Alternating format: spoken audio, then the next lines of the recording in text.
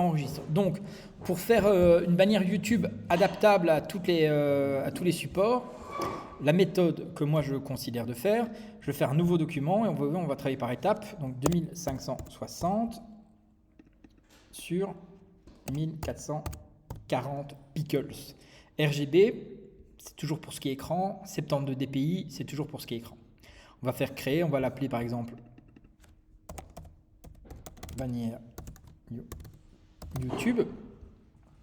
Et dedans, on va décliner justement après les autres formats. On va faire créer. Donc ça, c'est le premier format de bannière. Et du coup, avec l'outil Artboard, je vais pouvoir par exemple déjà le sélectionner. Et lui, on va l'appeler TV, c'est pour la télé. J'appuie sur la touche option, je vais le décliner ici au-dessus. Et on va prendre, pour les PC, c'est 2560 sur 423.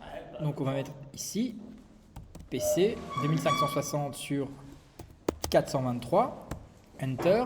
On sait que c'est pour PC. Je prends, je duplicate ici aussi. 2560 sur 423. Donc c'est noté ici. Alors, du coup, on va prendre tablette. Et là, tablette, c'est 1855 sur 423. 1855. Hop, sur 423. Tablette. Et une quatrième fois. Hop. Ah, merci. Ouais, en fait, pourquoi ça marche? Parce que je relâche d'abord la touche option avant ma souris. Et du coup, ça fait pas de comme il faut. Mobile. Et lui, c'est 1546. Ok. Ben, ici, les formats, après, c'est les formats spécifiques pour les trucs YouTube. Après, si jamais vous faites des bannières pour Facebook, c'est des tailles différentes. Si vous faites des bannières pour Pinterest, pour tout ça, c'est des tailles différentes. Dans votre taf, UX, UI designer, c'est pas forcément que faire des sites entiers. Parfois, vous avez juste besoin de faire des bannières pour des marques existantes et faire des déclinaisons. Donc ici, du coup, j'ai mes 4 artboards. Enfin, les tailles, franchement, on s'en fout un peu, quoi. C'est juste histoire de partir sur quelque chose d'un peu cohérent ici. Donc, j'ai mes 4 artboards qui sont ici. Ça, ces 4 artboards peuvent me servir de template. Donc, exemple, je vais faire fichier, sauvegarder comme une template. Et pourquoi c'est intéressant? Bon, il y a un bug dans Illustrator, on ne sait pas le sauvegarder dans le dossier template. Donc, moi, je vais le sauvegarder dans le dossier Creative Cloud. Je vais l'appeler X64, c'est vous, bannière YouTube, format fichier, template Illustrator, je vais sauvegarder. Pourquoi c'est intéressant? Maintenant, je ferme mon fichier. C'est que par exemple, je vais faire un nouveau document et on va faire une nouvelle bannière pour vous, par exemple, peu importe. On va faire fichier. Pourquoi il n'y a pas Adobe Express? Maintenant, je vois qu'on est déjà fait. Tu vois Adobe Express. Ah, mais ici, Oui. c'est parce qu'en fait, tu as un petit programme sur iOS, iPad, ça s'appelle Adobe Express pour faire des trucs très rapides. Et c'est juste que j'ai trouvé les tailles d'images bannières sur ce site-là, mais c'est juste, tu vois, tu as des templates par exemple. Mais bref, on s'en fout. Ah, c'est une fenêtre à part. C'est à part, ça n'a rien à voir. Et pour l'export, vous avez fait quoi exactement? Parce que j'ai mes bébés, c'est trop vite exporter. Oui, alors j'ai fait sauvegarder comme une template. Donc, non. Ok, bon, je le réouvre. Regarde, je vais réouvrir mon truc, peu importe, on va ouvrir celui-ci. Là, tu as la bannière, tu vas faire fichier comme modèle, voilà. Donc comme ça, du coup, elle est sauvegardée comme un modèle. Donc on va faire un nouveau document. Donc la template qu'on a fait, c'est une template de référence. Comme ça, on a déjà les formats et les 4 artboards qui sont déjà faits pour faire toutes les bannières YouTube qu'on veut. Donc si on va faire un nouveau document, vous voyez ici, on a les trucs déjà sauvegardés et tout ce qu'on veut. Mais on peut aussi, par exemple, aller dans More Settings et Template. Et là, du coup, je peux aller dans mon dossier Creative Cloud. Et je vais, voilà, X64 bannière YouTube. C'est ce que j'ai fait pour vous. Si jamais je fais New, il va automatiquement me créer un nouveau document. Ici. Et là, du coup, on peut l'habiller. On va l'habiller viteuf. hop, on va prendre un petit carré. On va prendre les couleurs de l'EFP. Allez, on va faire EFP x64. Un peu de fierté. Hein EFP. Guideline.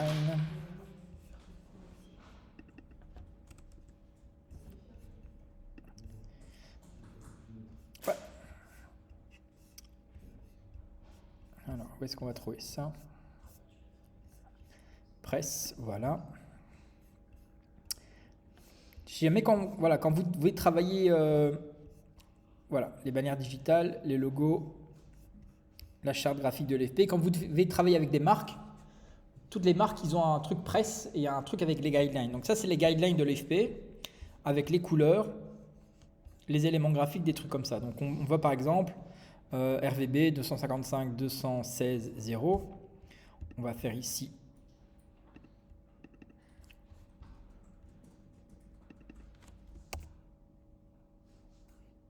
Ah non, c'était 216, je pense. 0. Ok, donc ça c'est le jaune. Le jaune EFP. On va s'amuser. Quoi? Qu'est-ce qui est bloqué? Oh putain, ils font chier quoi. Oh.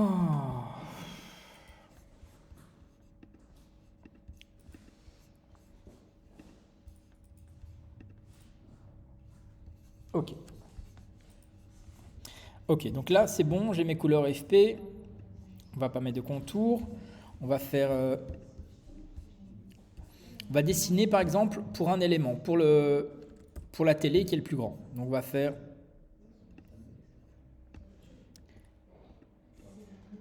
Un carré ici. Je vais le dupliquer. Non, Igor. Je vais le dupliquer ici.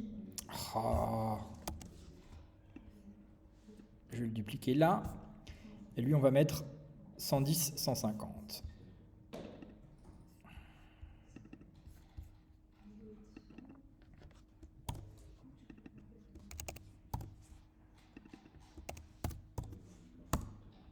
Voilà, comme ça, on a les belles couleurs de l'EFP.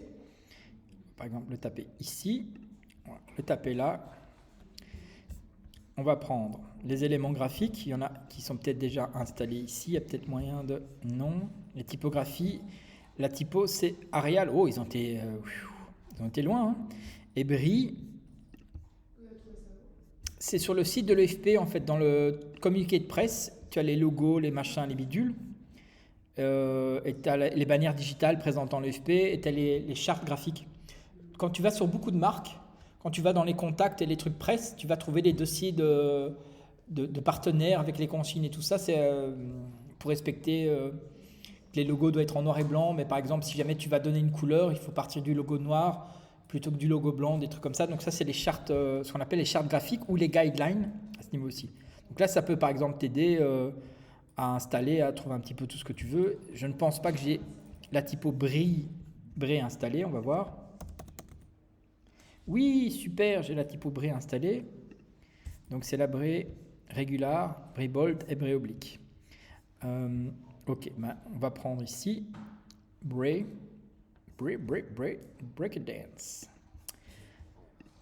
Hop, X64, c'est vous.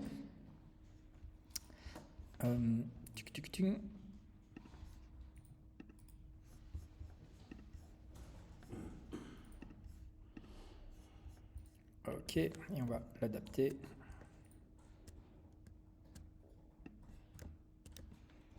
Donc j'appuie sur majuscule pour étendre de manière proportionnelle. Hein. C'est un peu une question d'examen. Quoi?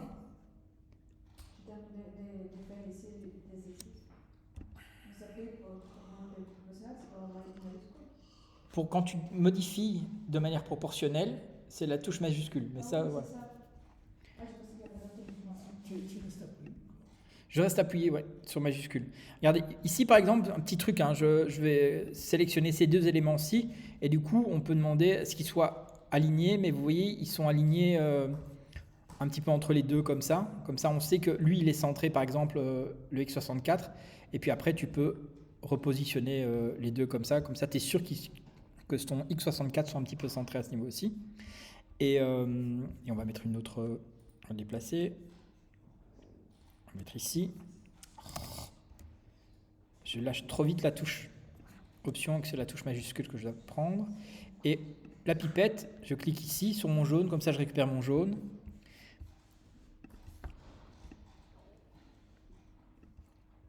Je sélectionne mes deux éléments aussi. Hop, je centre, comme ça je suis sûr que tout est bien centré. Je le positionne ici. Et qu'est-ce qu'on va mettre là comme texte? X64, X64. Je ne sais plus. Mais c'est pas grave. Et n'oubliez pas, il y avait la zone de sécurité YouTube aussi. Vous vous rappelez la zone de sécurité? Donc pour être sûr, on va faire View, Ruler, Show Ruler.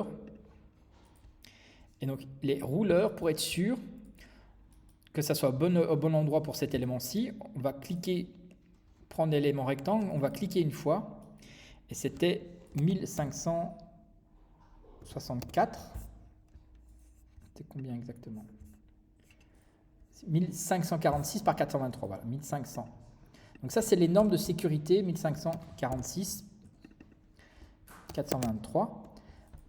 Pour ce petit rectangle-là, c'est la zone où on est sûr que quand on a un truc YouTube sur une télé, on n'aura pas d'autres pubs au-dessus. Donc si les éléments importants doivent être dedans, cet élément-là doit être un petit peu centralisé. Donc pour centraliser ça, je place ici ce rectangle-ci.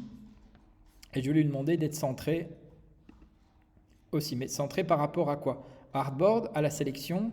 Donc ici, si je le déplace ici, vous voyez qu'il le centre et le centre. Donc là, on est sûr que c'est centré. Et ça, c'est une notion importante. Ça m'arrive souvent de me tromper. C'est qu'on peut centrer un élément par rapport à la artboard, par rapport à la sélection. Oh, bordel la queue, quoi.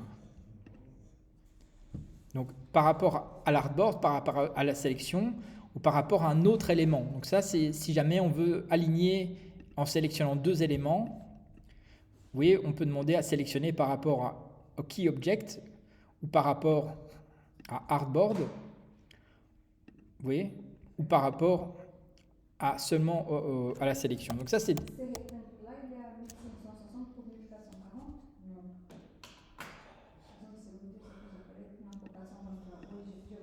Ok. Mais ce rectangle-ci, il va juste me servir... Oh, bordel, quoi! Donc ce rectangle-ci, excusez-moi de jurer, sur la vidéo, vous ne le voyez pas, mais en fait, cet écran qui se déconnecte. Oui, mais comme c'est une vidéo que vous voyez sur YouTube après, c'est pas ça, mais si jamais monsieur le directeur un jour regarde ma vidéo, monsieur le directeur, si je dis oh bordel de merde, c'est parce que votre système de transfert de fichiers à l'écran, c'est de la merde. C'est pour ça que je dis ça. Ouais, non, moi je l'aime bien, Vincent, en plus. Bref, donc pourquoi j'ai créé ce petit rectangle-ci? Ça va me permettre de mettre des repères. Et ces repères, surtout pour le truc télé, hop, ce qui veut dire que dans ce rectangle-là, au niveau repères, mes éléments les plus importants doivent être présents. Parce que ça veut dire que là, il n'y aura jamais d'autres surcouches faites par YouTube. YouTube, vous allez sur une chaîne, il y a des promos d'autres trucs. Donc, dans cette petite zone-là... Ça bloque même Par exemple, voilà, si tu mets un logo ici, bah YouTube, c'est possible quand tu vas sur la télé YouTube qu'ils te mettent regarder cette vidéo-ci, ils te mettent de la pub pour autre chose. Donc cette zone-ci de sécurité, bah, cette zone-ci, c'est l'endroit où tu es sûr que YouTube ne mettra jamais rien. C'est pas grand-chose, hein. Donc du coup, bah, tu peux, si tu veux, bah, tu peux en tenir compte. Tu vois, tu peux essayer d'un petit peu en tenir compte comme ça, x64, x64, même si c'est pas hyper lisible, au moins, tu auras au moins ce petit symbole-là qui va être un petit peu... Ça, c'est plutôt un règle de 3. Oui, mais la règle de 3, c'est YouTube, ils s'en foutent. C'est juste que ça, c'est la zone, c'est pas d'un point de vue esthétique, c'est cette zone-ci où tu es sûr que YouTube ne mettra jamais rien d'autre dessus, pour le moment. Parce que ça se réduit. Bref, en gros, tu vois, il y a mon design qui est là, qui est fait. Oh putain, mais c'est toutes les 2 minutes, quoi. Non, mais c'est casse-couille, quoi. Excusez-moi, hein, mais bref. Donc ici, peu importe, mais on va dire que mon design est fait. Je ne vais pas me casser le cul plus longtemps que ça non plus. Je vais du coup sélectionner tous mes éléments, appuyer sur ma touche option, déplacer mes éléments ici, relâcher, hop.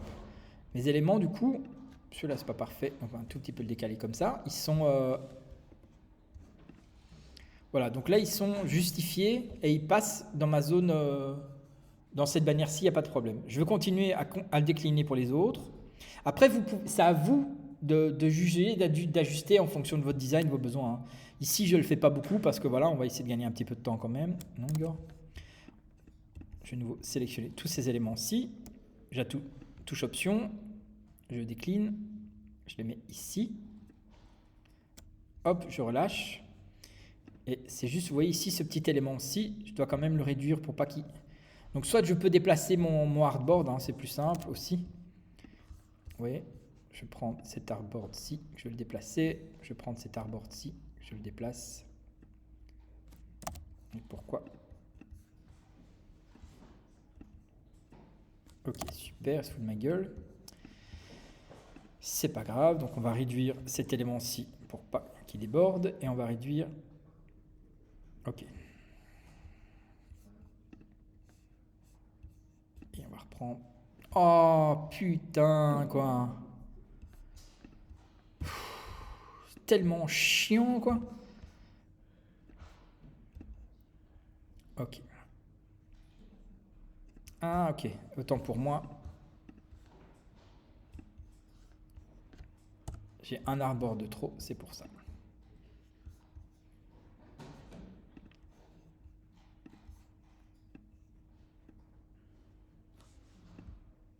Ok. Tac. Hop. Ok. Je vais encore déplacer mon artboard. Comme ça, il y a moins de chevauchement. Je vais reprendre mes éléments. Pac-Man attaque.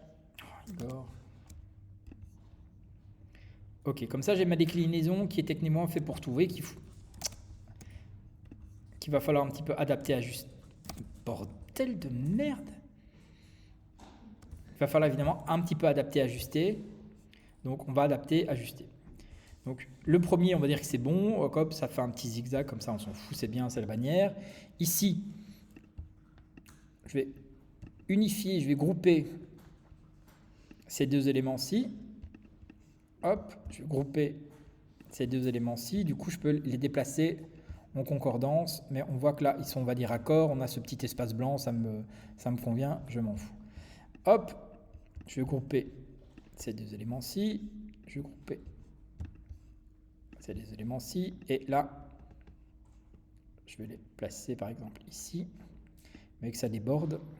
Donc, du coup, ici, il va falloir peut-être un petit peu ajuster les deux. Donc, qu'est-ce qu'on va faire ?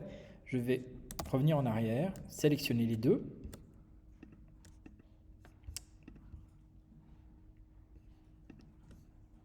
Tac. Et je vais réduire les deux, majuscule. Du coup, on réadapte un petit peu l'échelle des deux. Exactement. Comme ça.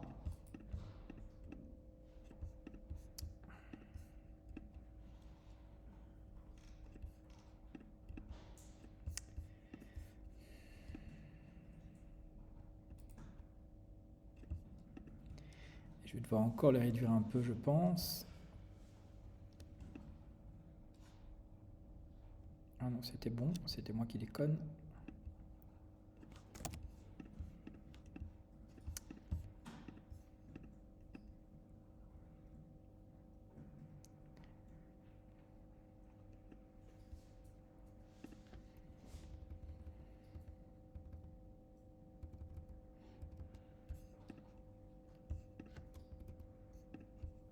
Oh. C'est tellement frustrant leur truc, quoi. Ok, on va sélectionner. Dans la zone blanche, comme on voit à l'écran, c'est les choses que c'est affiché, c'est ça? Oui. Mais par exemple, dans la première situation, on voit clairement les choses, les éléments. Le deuxième est déjà prendre quel 64 à gauche et X. Oui, ça c'est juste des choix de design, hein. C'est pas des choix techniques. Le design n'est pas top, mais on s'en fout. C'est juste pour vous montrer la technique. Et que la technique, c'est... Oh bordel, quoi. Je vais péter un câble avec cette histoire, quoi. Bref, en gros, c'est une déclinaison de bannières à des tailles différentes sur lequel j'adapte juste mon design. Après que les choix esthétiques, que ça se voit un peu plus, un peu moins, on s'en fout. Toi, c'est vraiment juste d'un point de vue technique, il faut tenir compte du... Je voulais dire, par exemple, si je voulais adapter à ça, c'est juste sélectionner, mais édition manuelle et raccourci. Oui, tu réadaptes un petit peu comme... Ça, c'est tes choix personnels. Hein. Tu vois, ça, c'est vraiment pas dramatique comment tu... Non, c'est juste pour ça. Donc ici, par exemple, je vais aussi les réduire. Hop, encore, encore. Toujours bien relâcher la souris avant de votre modificateur, sinon vous allez vous énerver comme moi.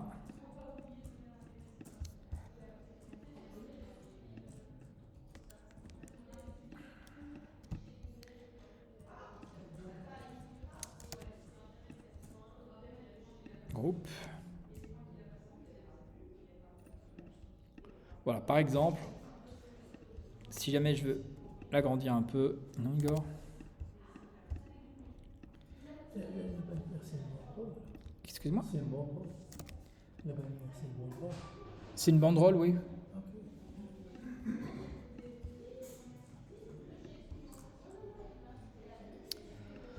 Bon, ça me gave.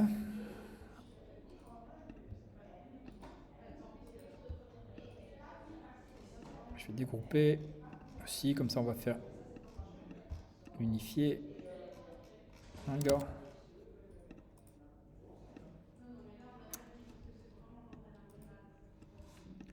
Bienvenue LFP. Ok, donc on va dire que j'ai mes 4 designs là, peu importe. À la limite, si je veux aller un petit peu étendre. Non, Igor. La la la la la.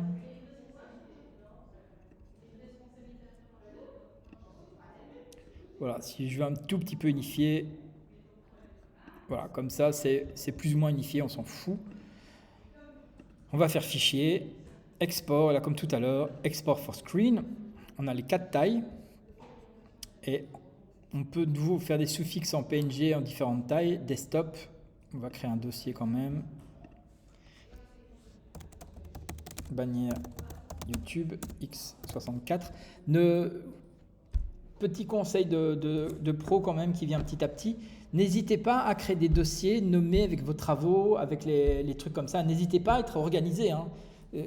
Prendre 30 secondes pour créer un dossier avec votre travail, ça vous permet de retrouver facilement votre travail, quoi.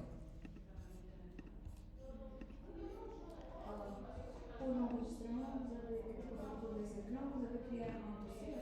J'ai créé un dossier que j'ai nommé bannière x64, tu vois, bannière YouTube x64, dans lequel, bah voilà, il y a les... Par contre, les numéros, c'est pas qui sont les...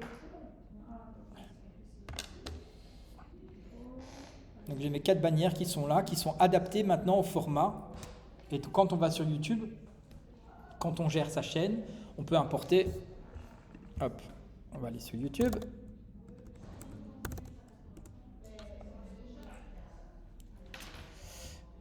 Prendre mon autre chaîne.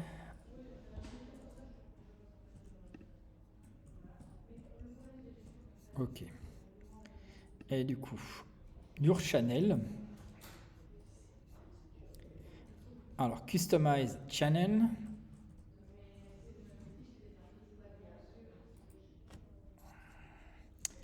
Branding, à mon avis. Voilà, les bannières ici. Banner Image, Upload. Alors, je vais où? Je vais dans Account, Your Channel. Mais ça, c'est si vous avez une chaîne YouTube. Hein, vous ne cassez pas le cul à chercher si vous n'avez pas de chaîne YouTube. Customize Channel.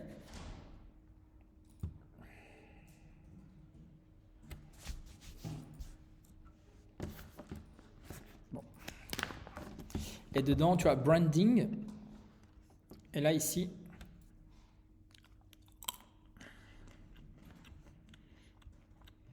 ok. Mais du coup, ici, tu vois, il donne une autre info qu'on a reçue ailleurs. Donc, c'est un peu foutage de gueule.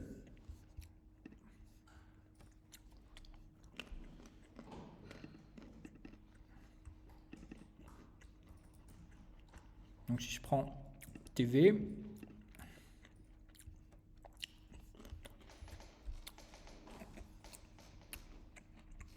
Tu vois, là il me dit, bah tiens, il y a une bannière. Et ici il te dit, du coup c'est autre chose et se fout de la gueule du monde en fait. Tu dis voilà, ça c'est ce qui va être vu sur la télé. Oh putain.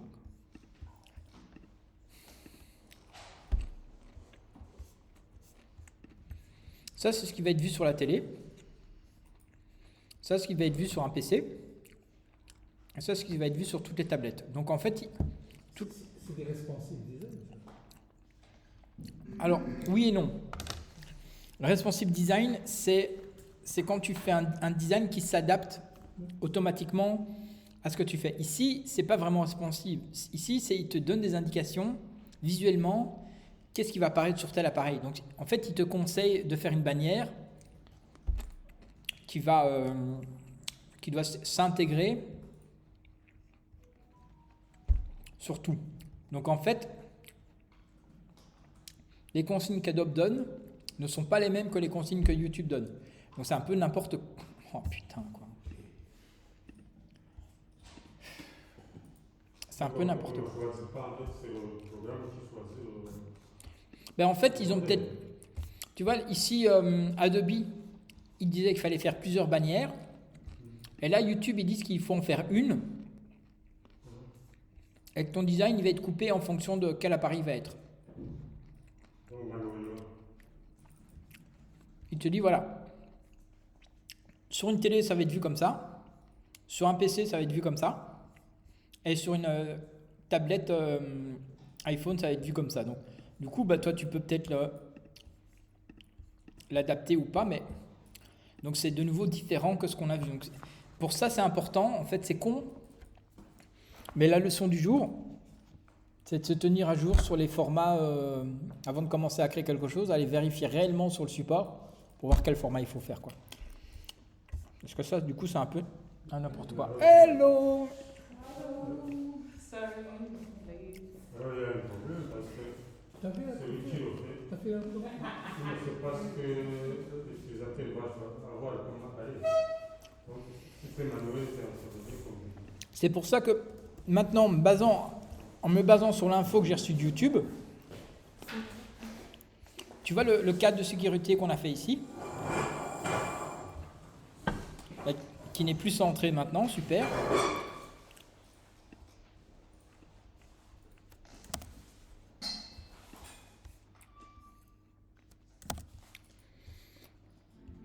Tu vois, le cadre de sécurité que j'avais fait tout à l'heure, je vais le refaire.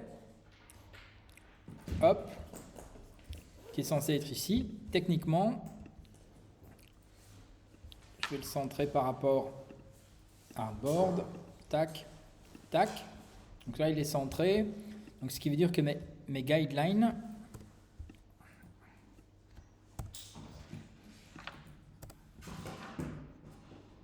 C'est quoi ces guidelines de merde? Je vais les replacer. Comme ça, on sait. Hop.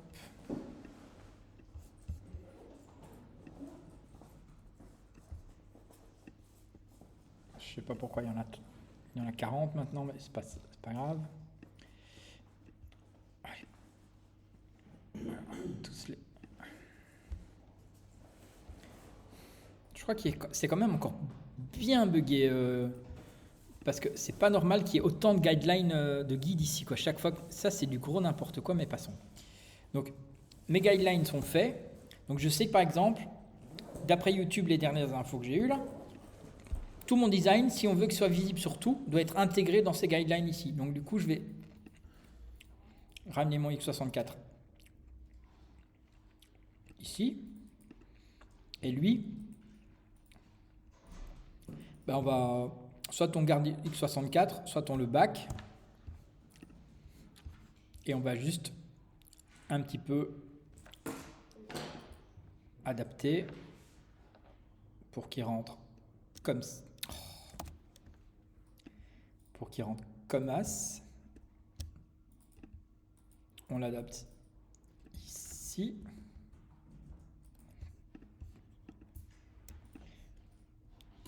Je le duplicate. Et là, on va mettre AFP.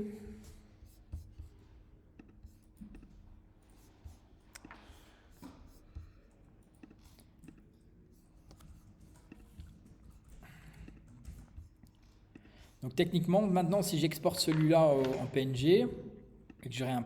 Oh putain, c'est chiant cet écran. Hop, export screen, mais on va juste exporter le premier parce que du coup, on n'a même plus besoin de se casser le cul pour en faire chaque truc. Donc on va juste en faire un pleine taille. Replace, taille 1, TV. Et si je retourne sur YouTube et que j'upload maintenant celui-là, TV, là il te montre que, bah, évidemment, c'est pas, ça déborde encore un petit peu, super. Mais au moins, ça va être vu sur une télé, ça va être vu sur un PC, et ça va être vu sur une tablette ou un iPhone, un truc comme ça. Bon, ça déborde encore un tout petit peu, donc idéalement, il faudra un peu ajuster.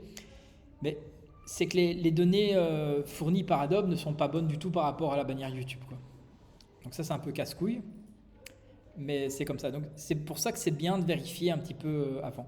Et comme tu peux faire un watermark, tu peux uploader par exemple une petite... ici, un watermark, c'est une... Vous voyez ce que c'est un watermark? C'est un filigrane. Donc par exemple, tu as déjà vu sur des photos une signature d'un photographe, un truc comme ça. C'est un marquage qui reste un petit peu en permanence dessus. C'est bien et pas bien de le mettre. Sur les photos, quand on est photographe, ne le mettez pas, ça gâche votre photo. Sur une vidéo YouTube, pourquoi pas. Regardez, ici on va le faire par exemple, on va vite faire un petit... on va faire un petit watermark, viteuf. Je vais créer ici wide, on va mettre 150 sur 150, c'est ce qu'il veut. Mettez lunettes, Igor. Ouais. Watermark. Ok, donc tu vois, c'est pas grand le watermark, c'est tout petit en résolution. Donc du coup, on peut essayer de prendre éventuellement... Ouais, c'est pas grand. Hein. Donc on va zoomer un peu. Et on va essayer d'adapter. Regarde, on va prendre le X64. Ici. Hop.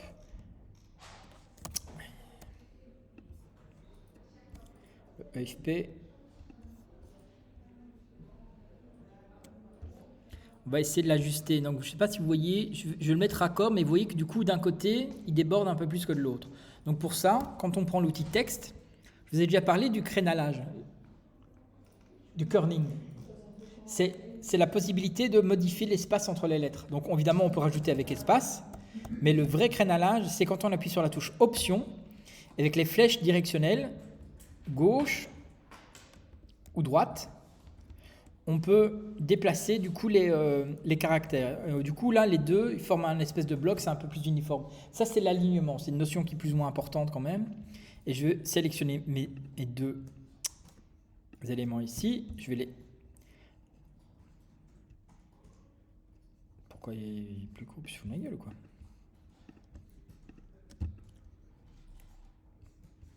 Ok. On va faire créer outline. On va les grouper. Et là, je vais les réduire. Ici, donc du coup, comme c'est un élément groupé, et que j'ai un truc ici de 150 pixels, ben, je peux directement lui dire, bah mec, je veux que tu fasses 150 sur 150. Et on sait qu'il est automatiquement adapté à ma taille. Je vais l'adapter ici, par exemple.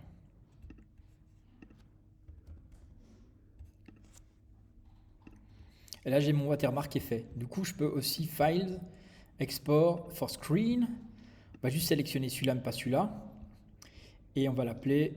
Bah, il s'appelle watermark, c'est bon. Hop. Mon watermark est là. Et si je retourne sur YouTube, si j'upload mon watermark, je sais qu'il va ressembler à ça. Bah, évidemment, on sera plus petit. End of vidéo, on va mettre entire vidéo par exemple. On va faire change. Ah non, ok, c'est bon. Je vais quand même rajouter ma bannière, comme ça on va juste voir, hein, on va tester. Puis après je vais l'effacer, on va faire Done. On va faire Publish.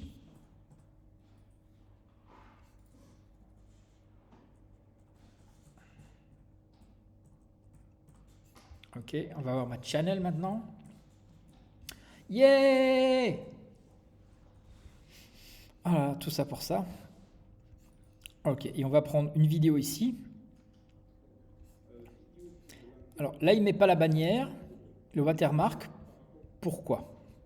Peut-être que ça ne marchera sur les nouvelles vidéos que je vais importer, mais pas sur les anciennes. Donc du coup, qu'est-ce qu'on va faire?